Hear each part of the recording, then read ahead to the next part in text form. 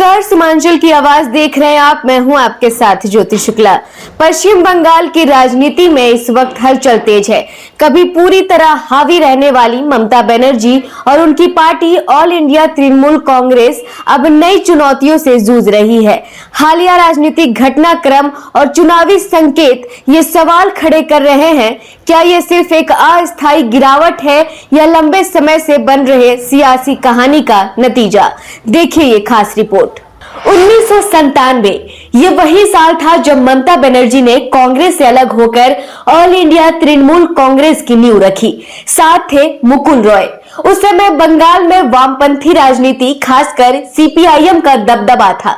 TMC का लक्ष्य था इस वर्चस्व को चुनौती देना, लेकिन इसी दौर में भारतीय जनता पार्टी के साथ ममता बनर्जी का राजनीतिक तालमेल भी शुरू हुआ।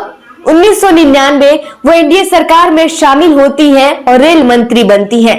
2001 ऑपरेशन वेस्ट एंड के बाद सरकार से अलगाव।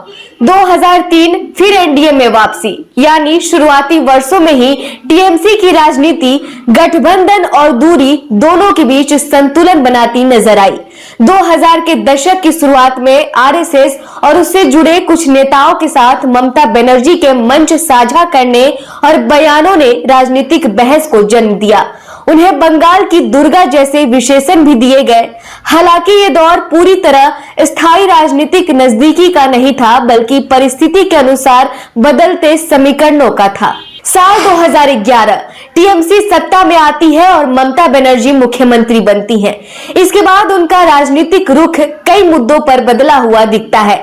2019 सीएए और एनआरसी के खिलाफ वो सबसे मुखर नेताओं में रही। सड़क से लेकर संसद तक विरोध दर्ज कराया, लेकिन इसी दौरान संसद में वोटिंग के वक्त टीएमसी के कुछ सांसदों की गैर हाजिरी ने सवाल खड़े किए। विपक्ष ने इसे राजनीतिक रणनीति बताया, जबकि समर्थकों ने इसे तकनीकी या आंतरिक मामला कहा। 2021 चुनाव से पहले मुकुल रॉय की टीएमसी में वापसी होती है।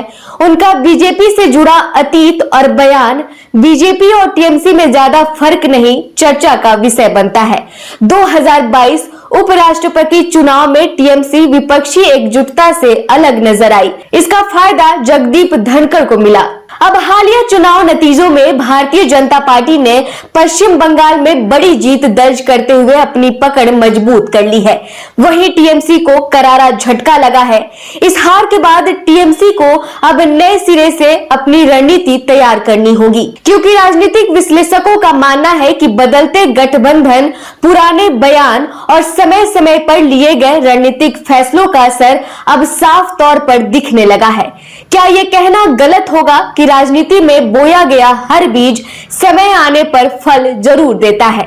पश्चिम बंगाल की राजनीति अब एक नए दौर में प्रवेश कर चुकी है, जहां मुकाबला सिर्फ पार्टियों के बीच नहीं, बल्कि भरोसे, रणनीति और सियासी स्थिरता का भी है। ममता बनर्जी के सामने चुनौती अब पहले से कई ज्यादा बड़ी है।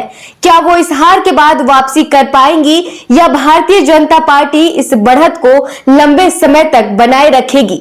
ब्यूरो रिपोर्ट, सीमांचल की आवाज।